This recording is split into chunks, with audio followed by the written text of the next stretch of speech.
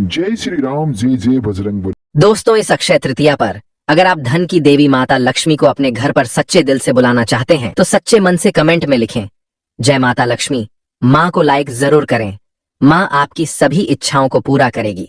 दोस्तों, अक्षय तृतीया है, यानी वो अब्बूझ मुहूर्त जिस दिन का इंतजार सभी को रहता है, क्योंकि गर्मियों की धनतेरस या धनतीज आप इसे कह सकते हैं।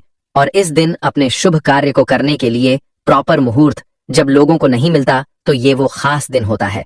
आप अब्बूझ मुहूर्त में, यानी बिना पूछे किसी भी पंडित को बिना देखे आप कोई भी शुभ कार्य कर सकते हैं। और जो भी शुभ कार्य करते हैं वो सोने पे सुहागा होता है, क्योंकि उस कार्य का आपको अक्षेप पुण्य प्राप्त होता है। इस दिन किसी भी शुभ कार्य की शुरुआत करने के लिए आपको पंचांग देखने की आवश्यकता नहीं है। और हर साल एक खास स्थिति बैसाख माह के शुक्ल पक्ष की तृतीय तिथि को मनाई जाती है और इसलिए आँखा तीज कहलाती है। अक्षय का अर्थ क्या होता है? जिसका कभी क्षय ना हो, जो सदा शाश्वत हो, फलदायक रहे। तो चलो, अक्षय पुण्य की घड़ी है। आई दान धर्म जब तब की बेला, नया आरंभ नहीं है।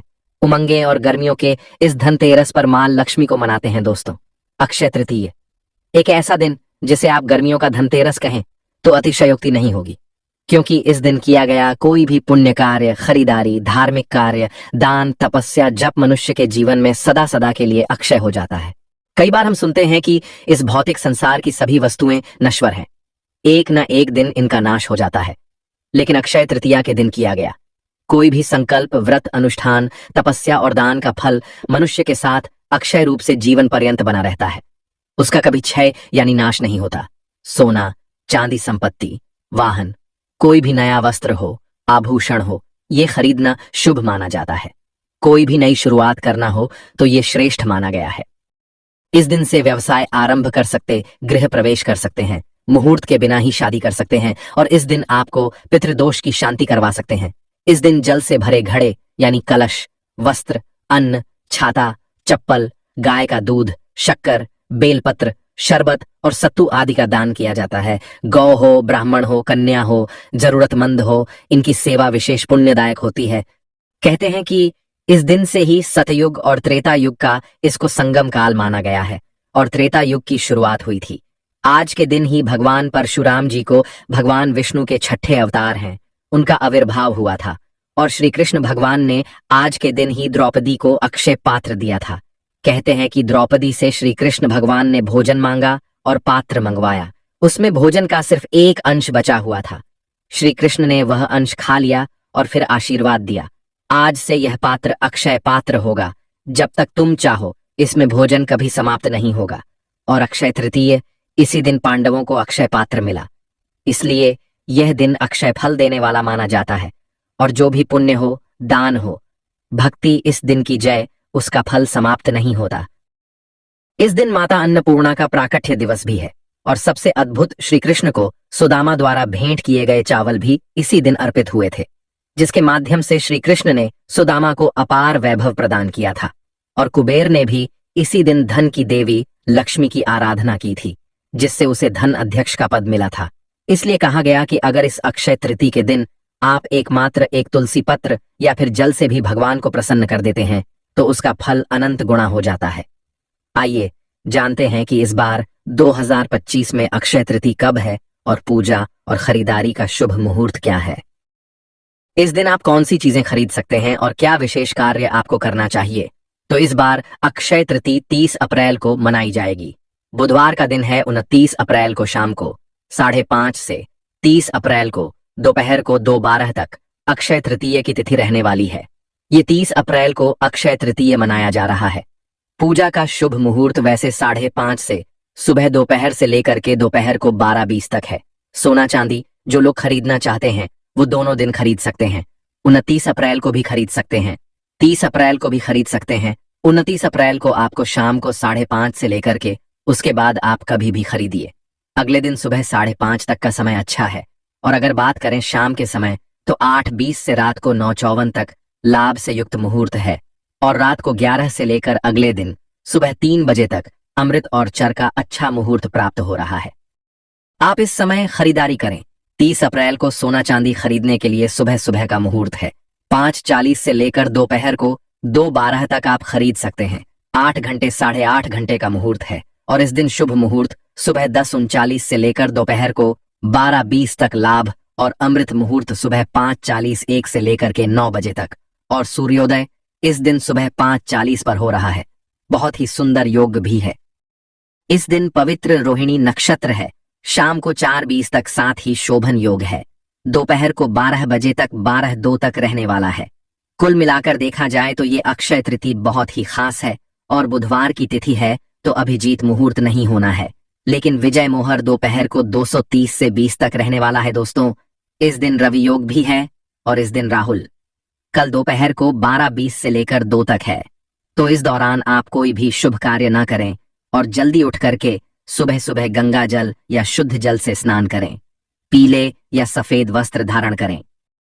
घर के मंदिर या पूजा स्थल को साफ कर लीजिए। गंगा जल हो, गौमूत्र हो, इससे शुभ करना चाहिए। फिर घी का दीपक जलाइए और इस दिन भगवान विष्णु और लक्ष्मी माता का संयुक्त पूजन कीजिए।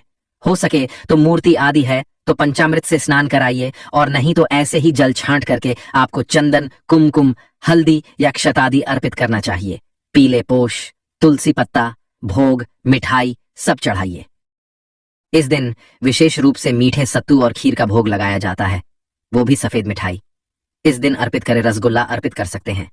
फिर वहीं बैठकर ओम लक्ष्मी नारायण नमः या फिर ओम श्री मरेम श्री महाविष्णवे नमः, ओम श्री महाविष्णवे नमः, इस मंत्र का कम से कम 11 बार तो करना ही है।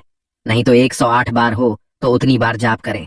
कोई भी अभिमंत्रित माला हो, उस फटिक की माला हो, आपके पास चंदन की माला हो, उससे आपको जाप करना चाहिए। इस दिन आप विष्णु सहस्रनामवाशी सूक्त, कनक धारा स्रोत रहे, इनका भी पाठ आपको करना चाहिए। भगवान विष्णु के 108 नाम आप बोलें और तुलसी के पौधे को इस दिन जल अवश्य सींचना चाहिए और ओम श्री विद्महे तुलसे इस मंत्र का आपको जाप करना चाहिए। भगवान से प्रार्थना करें कि आपके कर्म, घर, स्वास्थ्य और परिवार में अक्षय ऊर्जा बनी रहे। दोस्तों, इस दिन आप अगर धन प्राप्ति का चाहते हैं तो मौका जाने मत दीजिए।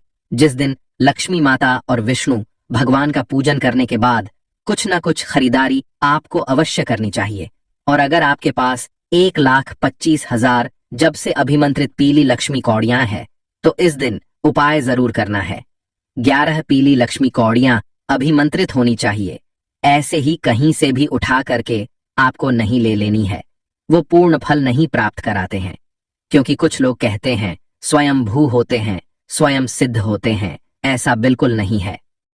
हर चीज जो स्वयं भू है, स्वयं सिद्ध है, वो जब 100 लोगों के हाथों से होकर आपके पास आती है तो वो एनर्जी दूसरों को लेकर के आती है और इसी जगह जरूरत होती है उसको सिद्ध करने की, यानी उसकी पुरानी टॉक्सिसिटी को निकाल करके नए ऊर्जा से भरते हैं ताकि वो जब आपके हाथों में जाए तो शुद्ध अवस्था में जाए। तो 11 ले लीजिए। कोई भी गुलाबी या लाल रंग का रेशमी वस्त्र ले लीजिए, उस पर उसको रख दीजिए। पीला भी ले सकते हैं। कपड़ा रेशमी होना चाहिए और हल्दी कुमकुम लगाइए उसमें और फिर थोड़ी सी लौंग इलायची डाल दीजिए और फिर आप वहीं बैठ करके इस पट्टी की मालाओं, कमल घटे की मालाओं, उससे आप ओम श्री महालक्ष्मी नमः, ओम श्री महालक्ष्मी नमः, ओम श्री महालक्ष्मी नमः, इस मंत्र का आप कम से कम 108 बार जाप करिए।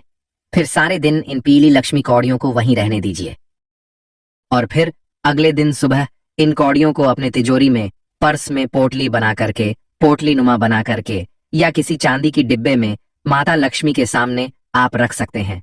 200 अक्षय लक्ष्मी का योग बनता है। ध्यान रहे, सफेद कौड़ियों से या बिना अभिमंत्रित कौड़ियों से किए गए उपाय पूर्ण फल को प्राप्त नहीं कराते। इसलिए इस उपाय को करने के लिए पहले ही आप किसी सिद्ध ज्योतिष संस्थान से पीली लक्ष्मी कौड़ियां 1,25,000 जाप से अभिमंत्रित करके प्राप्त कर लें।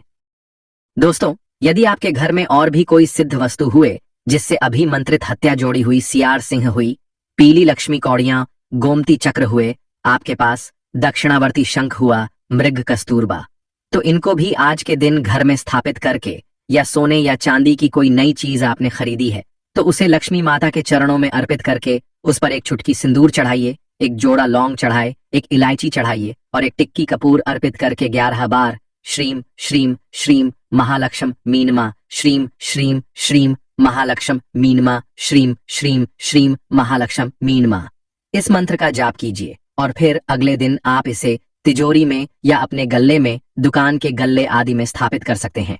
ये धन वृद्धि तो करता ही करता है, साथ ही साथ आपको आर्थिक सुरक्षा को प्रदान करता है।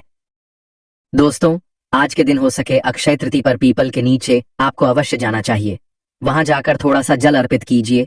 एक लोटा जल ले जाइए, उसमें थोड़े से काले तिल, शक्कर और दूध मिला लीजिए और अपने पितृ का नाम लेते हुए ओम सर्वेभ्य पितृ ओम सर्वे भी पितृ भी नमन ये बोलते हुए आपको जल पेड़ की जल में अर्पित पेड़ की जड़ में अर्पित करना चाहिए और पेड़ की आपको 11 परिक्रमा करनी चाहिए।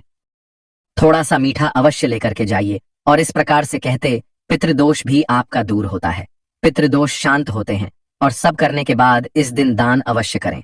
दान के लिए जल से भरा हुआ कलश थोड़ा सा मीठा रख करके आपको देना चाहिए। सत्तू ले सकते हैं, चावल ले सकते हैं, वस्त्र हुआ, छाता हुआ, चप्पल हुआ, शरबत हुआ, इत्र हुआ, खांड हुआ।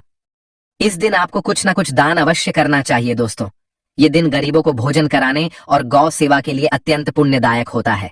तो इस दिन गौ छारे का दान भी आपको करना चाहिए। 7 पीढ़ियों तक पुण्य की प्राप्ति होती है। तो दोस्तों, अक्षय तृतीया है, मौका जाने मत दे, कनेक्टेड रहिए। आगे आने वाले वीडियो में बताऊंगा कि इस महासंयोग में किए गए कौन से छोटे छोटे उपाय हैं जिनको करना बहुत ही चमत्कारी माना गया है। और इस दिन किए गए दान हो, पूजा हो, मंत्र जाप हो, विशेष टोटके हो, इनका फल कभी समाप्त नहीं होता, यानी अक्षय रहता है। और ये आपके धन हो, स्वास्थ्य हो, वैवाहिक सुख हो, संतान का सुख हो, आध्यात्मिक उन्नति हो, सभी के लिए लाभकारी सिद्ध होते हैं। चमत्कारिक अक्षय फल प्राप्त कराते हैं। तो स्वयं भी करें और अपने फ्रेंड्स, फैमिली, मम्मी पापा, भाई बहन, बच्चे सभी लोगों से शेयर करते रहा करें, क्योंकि हमें नहीं पता कौन सा उपाय कब किसकी लाइफ बदल दे। अगर आप माता लक्ष्मी से प्यार करते हैं तो कमेंट में लिखें जय माता लक्ष्मी और लाइक जरूर करें।